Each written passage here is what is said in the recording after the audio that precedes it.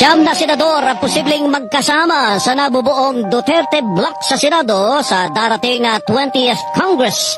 Ayon kay Senator Ronald De La Rosa, tiyak ng kasama rito sina Senator Bongo, Robin Padilla, Senator-elect Rodante Marcoleta at Senator Amy Marcos. Anya may iba pa silang posibleng makasama pero hindi pa niya nakakausap ang mga ito. Kaya pala biglang bumait yung isa dyan. Dapat may Duterte Bloc din sa Congress. Masyado na kasi silang namumuro. Sayang naman ang puwersa ng mga Duterte kung hindi. Mas mabuti na rin yang ganyan. At least hindi na kami malilito sino susuportahan. Kung may Duterte Bloc, iisang grupo na lang ang titingnan. Para sa akin, ayos yan. Bawat halalan alam na namin ang gagawin. Kung sakaling may tumiwalag, alam agad ng mga Duterte supporters kung sino ang eekis. Approve sa amin yan. Sana sa Kongreso din gawan nyo ng Duterte Bloc. Kakasuka na kasi yung Makabayan Bloc.